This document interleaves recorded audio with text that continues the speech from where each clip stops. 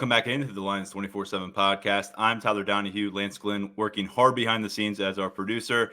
It is a pretty important recruiting weekend, to say the least, coming up here in Happy Valley.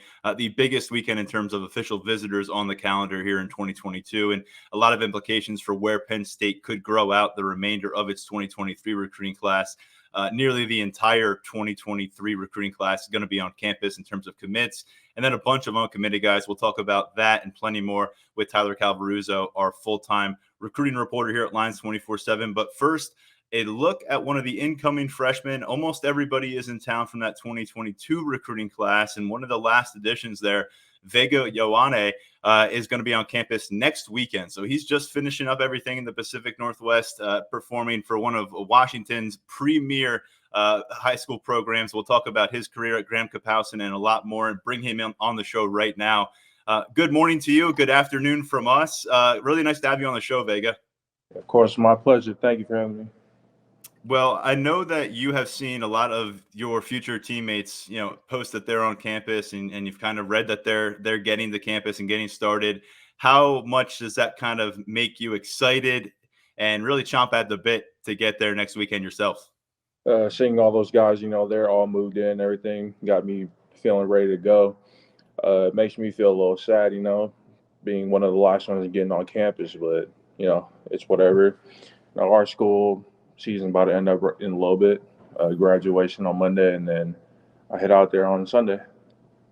Well, congratulations on your upcoming graduation. Big moment for you. And then another one just around the corner. Who's going to make that trip when it's time for you to check in? Because obviously that's a long distance move. Yeah. It'll just be me coming down there on that weekend. Then my parents and them are going to decide they can come down later on. Well, you talk about coming in a little bit late. It's kind of fitting because you came into the class a little bit late there on that February signing day. A lot of the work was done in December. You were one of those remaining targets, and you ended up announcing your decision there in February, that first Wednesday, committing to Penn State. Can you kind of talk us through what last winter was like for you? Once that early signing period gets through, how things changed in January and those first couple of days of February? And the whole recruiting process, it was all stressful. I was committed to UW for a while, and then everything changed up. And Penn State took a notice, and they swooped in, took their chance. And they made a pretty good impression on me. And that's pretty much what led to me committing there, making that decision. You're at Graham Kapowsin High School. That is a program that's perennially producing Power 5 talent such as yourself. And you were on the radar very early. Pac-12 programs were lining up when you were an underclassman to offer you. And you mentioned that you verbally committed to Washington a while back last summer. You stuck with that class for a while. Things changed. There was a transition from a coaching staff perspective. That was mid-December, a couple weeks before signing day. Were you really planning on finalizing plans with Washington if they had not made that coaching change? Yeah, I took my official visit back in January, and I got to meet the whole new coaching staff, and they were all pretty cool. Right. Yeah, they made a good impression too, but I wasn't really feeling it, because my connection with Coach Lake was pretty good. He just left and all that. And so your options open up, and then you say, hey, I'm going to look really far. And you got a chance to go and check out Happy Valley. You got a chance to check out Minneapolis, obviously also in the Big Ten. The three finalists you listed, you included Washington on that list. Did it ultimately for you come down to Minnesota and Penn State, or was Penn State kind of in a class of its own? Penn State was kind of in a class of its own, both Minnesota and Penn State had their own on stuff that stood out to me and made me want to pick them, and landed them in my top three. Once you got here, what was kind of different about campus and different about Central Pennsylvania than what you imagined? And what were some things that were very consistent with what the coaching staff had been telling you from afar? One of the most consistent things that caught my attention was the coaching staff telling me about how much they're going to take care of their players, all the stuff they're going to do for me, alone. That made me feel like it was going to be a home for me. And how about just the surrounding area here? I'm sure you saw on your trip in, there's some farmland right across the street from Beaver Stadium. What stands out about your future home here in just a matter of 10 days or so? I loved how isolated it was. I looked at it from perspective where it'll be like isolated to where I can focus and like on ball and school. What do you think will be the biggest challenge for you in relocating across the country? I know you're excited about the football aspect of it, but what are you going to have to kind of mature through a little bit and kind of deal with as you make that trip? Uh, when I was down there for my visit, that 3 hour difference took a little bit to get used to it. I called back home and it was like midnight here, but it was like 3 a.m. down there. But it's like a whole new atmosphere that I got to get used to when I get down there. Now, you were a Max Prep second team All American last year. Your program did not lose a game during the last couple of regular seasons, Class 4A state champs to cap things off. A really nice finish to your career. But one thing that maybe people don't know is you did a nice job of changing your body up. Like you had all those offers, your body continues to grow. And then all of a sudden, what do you find that you need to trim some weight to get to where you want to be?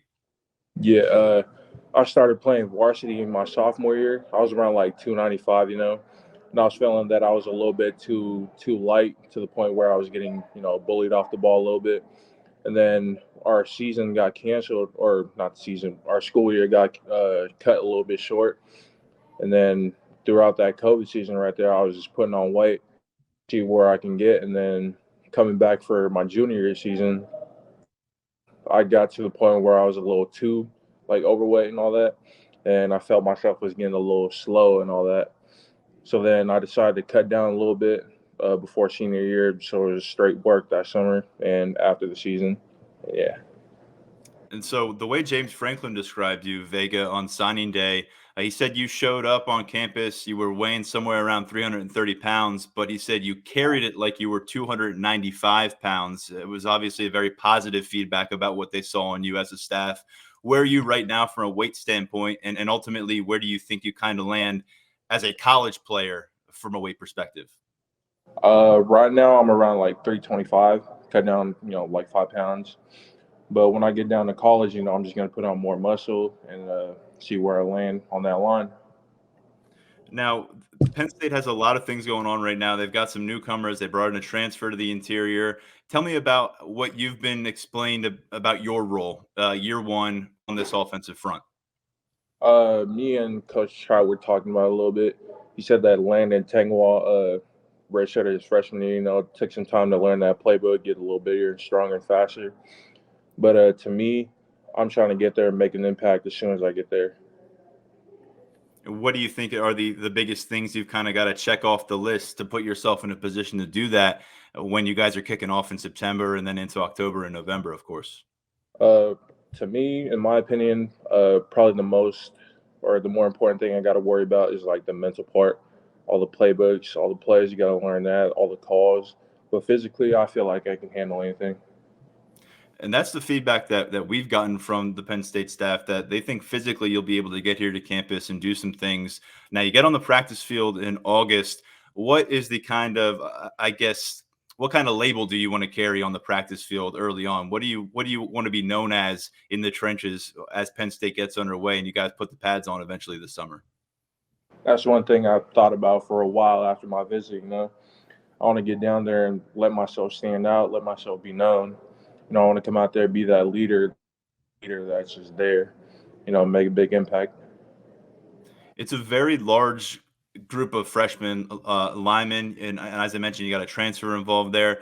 You were late to the class. Have you been able to kind of form any connections with these guys and kind of gain some insight as they've gotten acclimated on campus themselves? Yeah, I've been texting the guys here and there, just Are there talk any about all the stuff. particular players that you've kind of tapped into as that resource? I've been talking to Drew Shelton.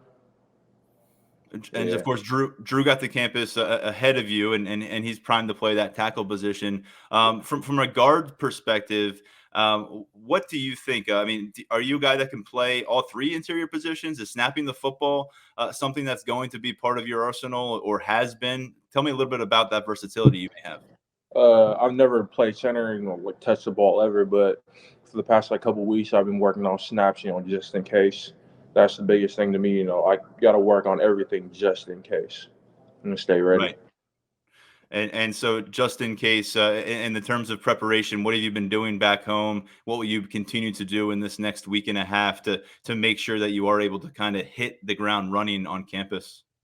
For here, I've been learning that that line runs as like zone type of offense. So I've been working on my reach blocks, all that, and then I've been working on my snaps here and there, and just a whole bunch of like footwork, staying light on myself. And you're going to make this big move. Are you going to look back and kind of encourage some guys to follow you if it's a good experience? We've seen Penn State put some offers out there, and I know when fans see an offer out in Washington or out in Oregon, they say he's not coming to Penn State. Would you like to kind of create a little bit of a pipeline? Yeah, I want to be that guy that that does the unexpected. You feel me? Because most of the kids here were like, "Nah, he's going to UW or he's going to Minnesota." None of them expected I was going to go to Penn State, and I just made it happen. But I'll definitely try to put these kids on over here. We got some talent down here too. I'll leave you with this. You're not going to be able to kind of talk with the media much once you get here for a little while. What's your main message about what your freshman class hopes to accomplish here in the next 3, 4, 5 years as a group? I'm just going to say that, like here in high school, we were able to reach that state championship and that national championship because we grew together. We worked together. We went through everything together. The more we work together and, put in that work, and we're good. He is Vega Ioane. We'll see him around campus real soon. For now, enjoy the rest of your time with your family and friends, and congrats again on graduation. Yes, sir. Thank you.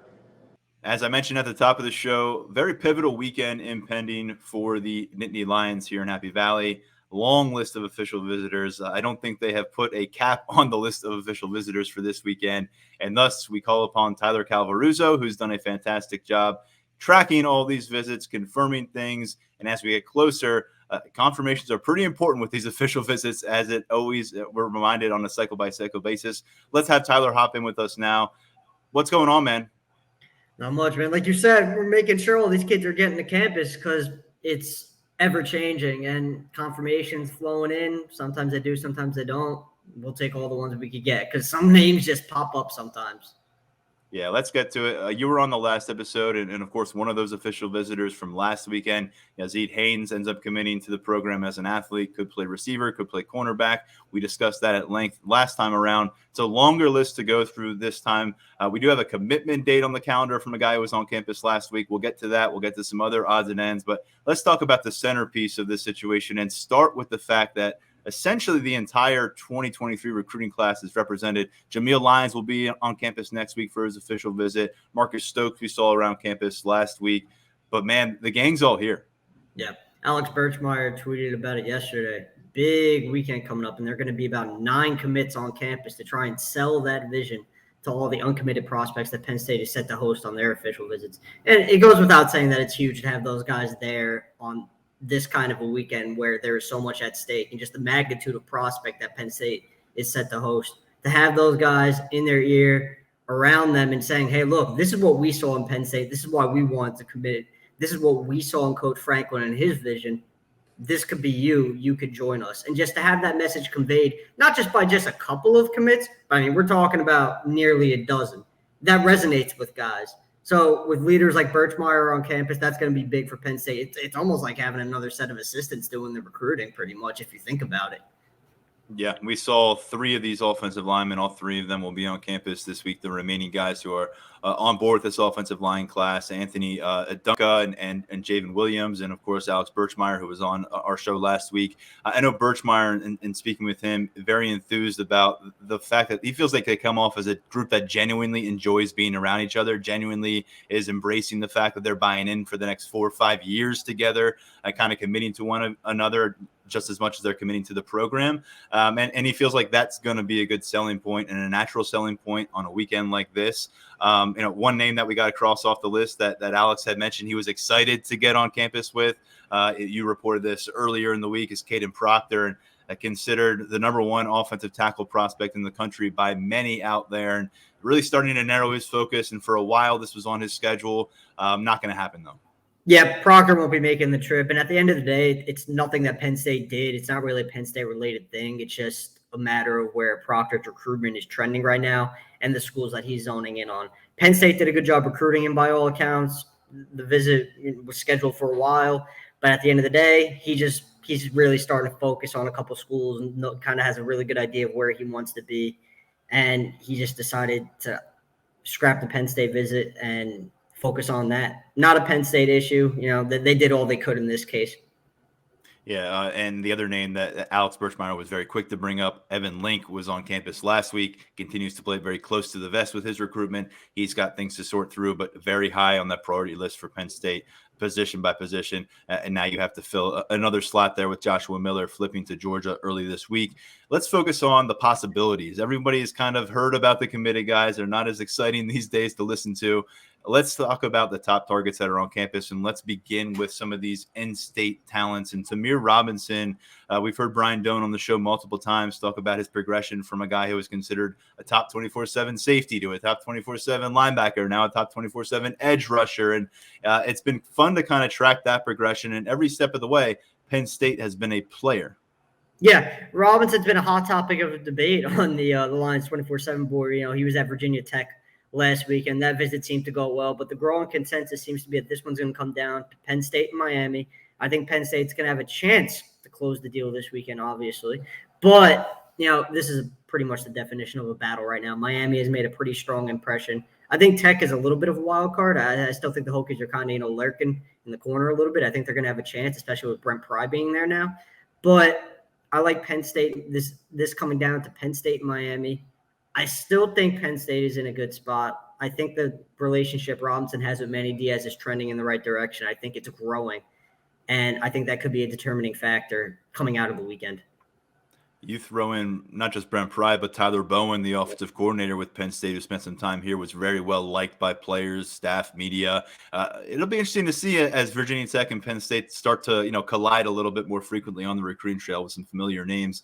The other name here in Pennsylvania, considered the top running back here in the state of Pennsylvania, London Montgomery out of Scranton Prep, and Journey Brown, Saquon Barkley, Miles Sanders. We've seen what they've done in Nittany Lions uniforms. I think we're going to get a chance to see very soon what Nick Singleton can accomplish wearing that Penn State uniform. All of them once thrived as high school running backs here in the state.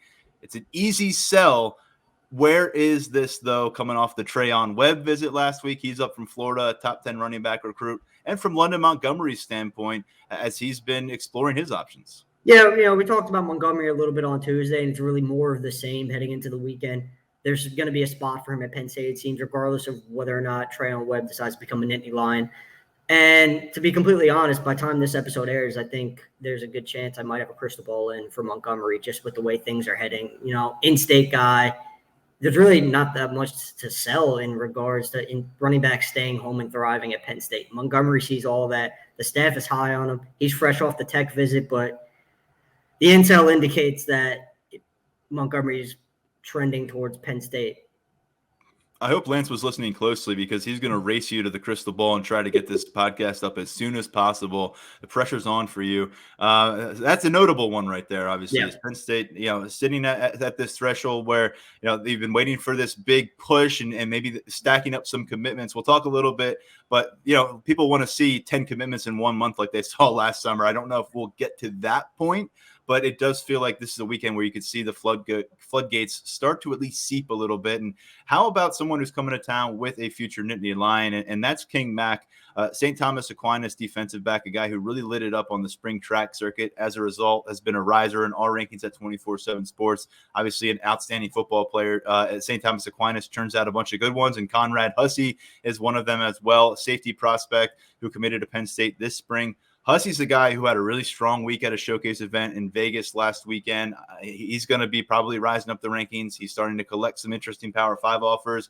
Could be a battle to keep him on board with Penn State, but I know he's excited to get to campus again this weekend and to do so alongside his teammate King Mack. He said the chance to play with each other at the college level is very enticing. He doesn't want to apply any unnecessary pressure on King, but he says he thinks his teammate understands why he committed in the first place. And I think he wants to try to see that all revealed to him firsthand over the next 48 hours as they spend together on campus. Michigan State, it sounds like, made a strong impression last week. And Mack's another guy, as his profile continues to rise. You got to pay attention to what some of these schools in the Southeast are doing as they maybe extend some scholarship offers and look to shake things up, even if guys are committed to Penn State. Yeah, it's always interesting with a guy like Mack, whose stock is just steadily rising. I believe he's up into our top 150 in the rankings now. Actually, I believe he might be a top 120 guy. I could be wrong on that. Don't quote me. But he's rising at a pretty rapid rate. And naturally, 122. There you go, 122. But it's just a matter of, when a guy like Mack puts himself on the radar like that, you're going to have the SEC programs of the world sniffing around, with all the NIL stuff going on. They can make some pretty good offers. But I think the opportunity to play with Conrad Hussey, who, we just touched on him receiving his own individual increased interest. He just picked up an offer from Oklahoma. So that's something to monitor moving forward. But I think the opportunity for those two to play together at Penn State is something that looms really large heading into this weekend. It's something that they've talked about between the two of them. Hussey has said so many good things about having just the opportunity in general to play with Mack at the next level. The fact that there's even a chance of that happening is something he seems like he's really excited about. And he's going to have the chance to do his selling on Mack and bring him to Happy Valley with him. Mack's a guy who I wouldn't necessarily have him on commitment watch heading into the weekend, but I think there's a pretty good chance that Penn State could separate itself from the strong impression that Michigan State made last weekend and kind of further its lead with Mack, and that could eventually lead to them closing the deal with him. And as of last check, Mack's a guy who wants to figure this thing out soon, and move forward, get into senior preseason camp and have the college stuff figured out. So sounds like, he's going to be weighing his options in the very near future. So, the fact that they get him second, I think that's a benefit, you'd imagine, overall, when you kind of chart how recruiting works. But these days, it becomes more and more difficult to lean on data that has been accrued in the past. Now, when you look across the guys who've been hot topics on the message board, you happen to mention Tamir Robinson. Have you heard much about Tony Rojas? Oh, we've heard a lot about Rojas. Him making it down to Georgia this week. It seems like he has kind of shot up the Bulldogs linebacker board in Joshua Miller-esque fashion with the way he went up their offensive line board. The interesting aspect of the Rojas' recruitment is that the Penn State relationship is much more long-standing, but it seems like Rojas is pretty intent on giving Georgia opportunities to kind of play catch-up. Those are words that he's used, I believe. He's letting the Georgia staff play catch-up, and, he's trying to get a feel for the position coaches down there and the relationships down there. And, the frequency in which he's getting down there there's got to be some level of concern, especially considering now that he's in pretty high standing on Georgia's linebacker board. And it looks like Georgia's prepared to take, I believe it's 3 players at the position. So Rojas is most definitely in play for them. But look, at the end of the day, Rojas's relationship with the Penn State coaching staff, it's been well documented. It's strong. It has the longevity aspect. So there might be a little bit of a sense of urgency to get this one done and kind of keep Rojas from getting to Georgia for his official on the 24th. And I think you could see Penn State make a push. I still like where the Nittany Lions are at right now, but I got to admit, it's getting a little bit dicey with Georgia. The question for me is, needless to say, there should be urgency on the side of the Nittany Lions. Is there a sense of urgency on the side of Tony Rojas, or is he starting to see things expand, the horizons open up a little bit and say, let me start to view from a different lens my recruitment, because it seems like people are viewing me in a different light. We'll see where he takes it. But this is a guy that, as you mentioned, if you're soaring up the target board for the reigning national champions, that's obviously going to turn your interest before we even get into the NIL conversation. But Penn State gets a big opportunity here. Manny Diaz gets a chance to step up. And speaking of stepping up, it's going to be a big weekend for this defensive line group. John Scott Jr., Deion Barnes going to put in some work. Really interesting long-distance names here. And we don't have to look very far for a long-distance impact guy with Zane Durant coming to town. And by the way, we saw Zane Durant coming out of player workouts yesterday. The guy just can't wait to see him play some football this August and September. I'll leave it there. But he is obviously an immediate impact player coming up from Orlando, Florida. You've got Derek LeBlanc from Kissimmee, Florida, Tamarian Parker, defensive lineman out of Phoenix City in Alabama. And then you kind of go down this list, and a new name on there that you reported on earlier this week is Jalen Thompson from that familiar school, Cass Tech. got the King twins on board on the roster. Again, some long distance targets. Maybe you don't feel as great about the guys to the south, but I think the emerging name there, Jalen Thompson, moved my meter a little bit when you were able to report that and confirm that.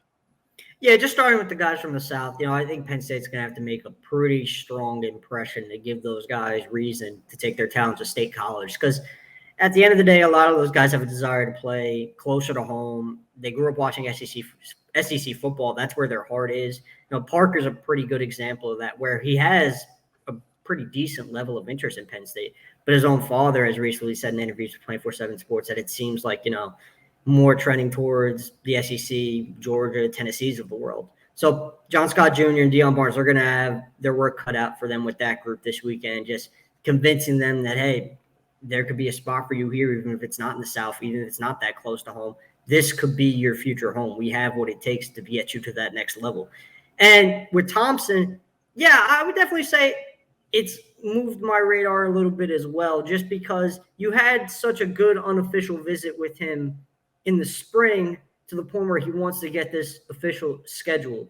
Because he didn't have, it goes without saying, he didn't have to schedule this visit. He has Michigan State coming up on the 24th, and he's already so high on the Spartans. He could have just left it there and, called that a month. But he decided that, hey, I got to get to Penn State this weekend. I got to really do my homework and see if this is a potential spot for me. And I believe that he thinks it could be a potential spot for him. You talk about the Cass Tech ties to the program. That's something that I'm sure his coaching staff has been discussing with him. And it'll be interesting to see how this weekend plays out.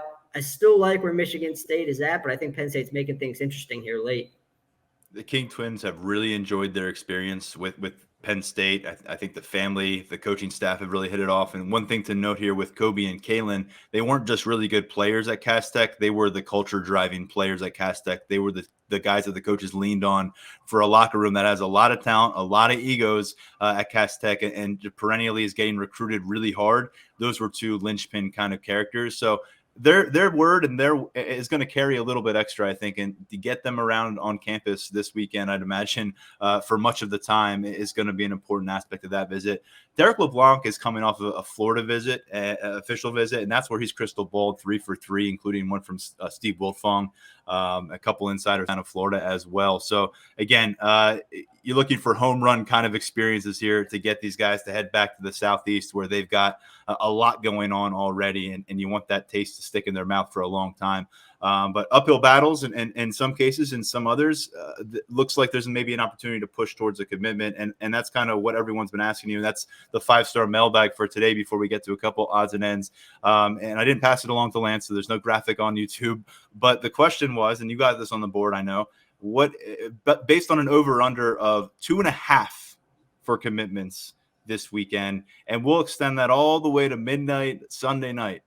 Where do you land on the over/under for Penn State picking up commitments? 2.5, huh? I'm sure. This is not restricted to just official visitors, as we'll get to in a moment. Yeah, that's a pretty big caveat. I'm sure you can see by my face. I just absolutely love this question. Great question. Thank you for asking it. But this is why we pay you the big bucks. That is the truth. It's all right. So 2.5. I'm going to say, all right, so there are 2 guys I like. One we're going to get to. Montgomery I already mentioned, so he's out there as one. See, those are the only 2. The other. Yeah, you want to get to Tyreek Blanding is announcing. So, this is a guy who officially visited last weekend, and now he's announcing this weekend. He set that up pretty quickly. Brian Doan had a story up by midweek on that decision. I don't know if we got a firm timeline locked in for Saturday, but it sounds like, based on your crystal ball projections, that you really like where Penn State is heading here. I've got one in a day after you. And I'll tell you what, coming off of that visit within 6-7 days, 2 guys out of 7 visitors last week, that would be a nice that'd be a nice turnaround for Penn State while they're dealing with this weekend itself. Yeah, not sure when exactly Blanding's going to pop on Saturday, but I like where Penn State is at right now. It seems like it's really down to Penn State and Michigan. I know he listed the top 5, but those are the 2 programs that have really stood out throughout his recruitment. I like where Penn State is at. He's one I feel pretty good about. So between him and Montgomery, to answer the question, see, I'm going to say under just because I'm not sure when exactly the other 3 are going to bring an end to their recruitment. I'm not sure if that aligns with the timeline in this case for this question. The three guys that I'm thinking of beyond Blanding and Montgomery are King Mack, Rojas, and Tamir Robinson. Those are three guys I could see landing at Penn State. But I'm not necessarily sure that happens, at the end of the weekend, even by the end of next week. Those are guys who still have a little bit of thinking to do. Rojas, obviously, another visit to make. So things still got to play out there. I could see those guys ending at Penn State, maybe a couple of weeks from now, but not necessarily for the timeline of the question. So right now I'm going to say under on the 2.5, but if there's a little bit longer of a timeline, I'd probably go with the over. I feel like I didn't even mention people are like, who's Tyreek Blanding? Maybe don't follow recruiting all that closely. I know most people who listen to this do follow very closely, but out of Christ the King in New York, defensive lineman, 6'3", 275 pounds. Penn State, Michigan, Oregon, West Virginia, and Syracuse are the programs under consideration for this announcement. The crystal ball swinging pretty swiftly towards Penn State, picking up Blanding. An announcement coming on Saturday. Of course, if that does happen, look for coverage and some analysis coming your way on lines247.com. One other name that we wanted to get to here was Neo Avery, because he put out a top list this week. 6 teams were mentioned as still under consideration. Former Nittany Lions commit, a guy who's early on tight end, then you think defensive end, then you think, well, which one? Right now he's uncommitted, and right now Penn State's not in that top group. Yeah, so Avery was actually, I believe he was originally supposed to make it back up to Penn State this month, but right now there's nothing scheduled. Penn State didn't make the top group. I know Penn State would like to get him back on campus at some point. It just seems like Avery's trending towards playing the SEC at this point. Maybe Maryland. Maybe they still have a chance at keeping him home. But I think this is one that ends with Avery playing in the SEC right now. But I think Penn State, they're going to keep trying to a degree. I think they're going to try to work to get him back on campus. But, there's no guarantee that happens at this point, especially with Penn State not making the top group. Well, as one class tries to build itself and you try to get this 2023 train rolling, offers continue to go out and reshape the board for others. And 2025 has a new quarterback target. And that came off of a camp that we witnessed on Wednesday. And you spoke with him pretty soon after. Yeah, Malik Washington from Archbishop Spalding in Maryland. He's a guy who he tested pretty well. Ran, I believe it was in the 4.7 range in the 40. Legit 6'5". He's still getting there mechanically, but you see the arm strength. He's a raw talent that Penn State really likes. It's his second Power 5 offer. Virginia Tech got in May, early May with an offer. And he's actually going to be camping at Virginia Tech again this Friday, he told me. He'll be at Virginia Tech Friday.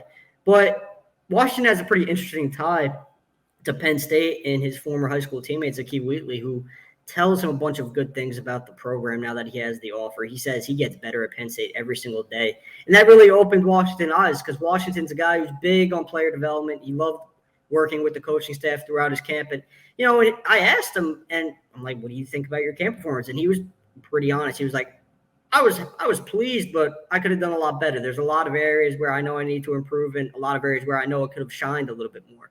So you got to love that honesty out of a 2025 kid who knows there's still a long way to go in his development. He's very aware of where he's at, and he's interested in developing under the Penn State coaching staff. It's interesting. Very often you'll hear from the guys who get offered at camp that they're not necessarily all that satisfied with their camp performance. And the guys who don't get offered, they'll spend a lot of time telling you how great they were at camp that day. It's funny how that is kind of pretty consistent over the years and through the camps you've attended. There was a big name that did pop up on this, and he wasn't on the initial camp list that you did a great job confirming names for. And I'm going to try this name. I haven't confirmed it with him directly, but Brady Priestcorn out of Rochester, Michigan, 6'6", 215 pounds. We have him on his 24/7 sports profile. Looked every bit of that working out for Penn State yesterday. Got a lot of individual time with Ty Howell, positions coach for the Nittany Lions. And this is a room that they hold a very high standard in terms of who they're willing to offer. There's been some guys that have come to campus already this summer that have significant Power 5 offers that left campus without one from Penn State. he came to town with one. And if they needed some verification that it was the right choice, I think they got it yesterday. He was at Notre Dame recently. He's over 20 offers. And look, I know this is a guy that we're going to do some more digging on and try to get in communication with. But I think that's pretty impressive that Penn State was able to. I don't know if he was passing through, if Penn State was on the way to somewhere else, but to get him to shoot down here and camp with the program says a lot about where they are from a recruiting tight end perspective, but also about, I think, where Brady Prescorn is in kind of the scope of his recruitment and how he views Penn State. This is a 2024 prospect, and he's number 3 at the position in our composite rankings. Oh, yeah, no doubt. You saw the talent with him throughout the day, and he already has a loaded offer list. Makes a lot of sense based on what we saw. Smooth route runner, good hands, doesn't let the ball get into his body. That's always, something you want to see out of a young tight end. He just looks the part, man. His offer list is really impressive, and I think he's only going to keep getting better. I think he's going to keep growing into his body. He's already a pretty big kid, but he adds a little bit more muscle. I think he's going to be a pretty dangerous tight end at the next level. He's going to be one of the top prospects in the nation at the position moving forward for sure. And I think Penn State, getting him on campus now, getting him to that camp, pretty big stuff, because you always want to get in early with a kid like that. You want to start building that relationship. And, prospects like Prescorn always appreciate the opportunity to work with a high-level coaching staff. And Ty Howell, it seemed like, did a pretty good job, and he took that coaching pretty well. So Prescorn's a guy who could definitely be on the radar moving forward. It's easy to see why he's a target. He's got it all going on for him right now, and he still has a long way to go in his high school career. And it was a lighter attendance for a midweek camp on Wednesday, Yeah. so it kind of gave the staff a little bit more chance to kind of invest some attention in some certain spots. They got the quarterback offer as well, as we just discussed. And we'll be back on the practice field next week, another camp, another 7-on-7 tournament. TC, you're making your trip back to Happy Valley. I know you're excited to get back here. We'll do that. One other name to mention here before we get going out of camp, but just to really monitor moving forward, Ishmael Finlander. This is a guy who – up at Clarkson North in Ontario, Canada, has gotten on the radar a bit. He's got offer from Central Michigan, South Dakota, and Vanderbilt. He's gone on the camp circuit, Alabama, Oklahoma, and now Penn State. Each step of the way, he's put himself, I would say, on the wait list for all 3 of those schools as they try to sort through what they're going to do at the edge rusher position in the 2023 cycle. And in fact, Alabama brought him over, had him work with their outside linebackers coach pretty extensively in a one-on-one setting. Meanwhile, it was defensive ends coach at Oklahoma that was spending time with him. And John Scott took a long look yesterday. I know that they were encouraged by some of the testing numbers he posted at 6'4", 230 plus pounds. He had a 30 plus broad. He's a guy who had a 30 plus triple jump and a 10-foot broad. I know he was excited about that, talking to some of his coaches coming off of that as they were making their way back to Canada. So Ohio offered on his way back, not Ohio State, but Ohio. There's some baby steps to this recruitment, but this is a player, Ishmael Finlander, that we have some content up on the site. Just think he needs to kind of be on that radar because, like I said, Penn State, we don't really know what's going to happen moving forward at defensive end. I think that they've got some reassessing to do at the target board, especially as June closes and the official visit window ends, and we'll see what they come away with and don't come away with. But he's a guy that, based on some of that athleticism, based on the fact that he was a safety when he joined that program up in Canada a couple years ago, and the guys working up there, legit coaching staff up there. They've been involved with some Power 5 recruitments and guys who have made that trip down to the States. It's not easy staying home and trying to become a Power 5 recruit. That's why Christian Veilleux came down to New York and then to Maryland. That's why Jesse Luketa came down to Pennsylvania. This kid's trying to stay home and get this opportunity. Penn State's going to keep taking a long look, and they got a receiver coming down in July that we'll take a look at when we get back on the practice field next month. Yeah, Penn State fans, I suggest you do not forget this name because this is going to be one that comes up later in the cycle if he has a strong senior season. And the big thing is Clarkson North is playing a pretty good schedule in the States. They're all their games are in America. They're all in America. They're going to like a bunch of powerhouses in Ohio. Very legitimate schedule. They're playing a game, I believe, at Cathedral Prep in Erie, so that'll give people some context. If he's going to go out there and look the part, it'll probably take 2-3 games before these Power 5 schools say, okay, we liked what we saw at camp, but there's a lot of rawness to it. If he goes out, splashes against some of these programs that are going to have other Power 5 talent, he's a guy that will end up at a high-level Power 5 program next December when he signs somewhere. See, like you said it with the Clarkson North coaching staff, they've been down this road before. It just speaks to that, the schedule they play. They know that, like you said, it is difficult for kids to get those P5 opportunities if they stay in Canada. And for those who do stay, they're going to do everything they can to showcase that talent and put them in a position to earn those high-level Power 5 opportunities. But yeah, he's definitely he's going to be a guy who winds up playing Power 5 football if he gets the job done early in his senior season and that film gets around and staff start to realize we saw him do it in shorts. Now we're seeing him doing it in pads, and it's the same kind of high-level impact potential where you're seeing that athleticism flash. So, yeah, definitely a name to remember. I think we're going to be talking about him come the fall. Even if it's not Penn State, he's going to be a guy who's on the P5 radar. Yeah, we'll end this episode on that international note. I will say we have a bunch of content from that camp on Wednesday up on the site, lions247.com right now. The interview with the quarterback recruit that got offered, as we just discussed, a ton of photos from Mark Brennan and Grace Brennan as well, and a bunch of notes on who stood out to us. Not necessarily everybody gets offered when they stand out. So some guys did some nice work out there, some 2025, 2024 names to know, some in-state presence as well. We'll be back with another episode early next week. I think we'll have a lot to discuss. Tyreek Blanding again set to announce on Saturday the huge official visit Palooza taking place Friday through Sunday. You know where to find the coverage at lions247.com. We'll be back to break it down next week. For now, thanks to Tyler, thanks to Vega, thanks to Lance. I'm Tyler Donahue. This is the Lions 24/7 podcast.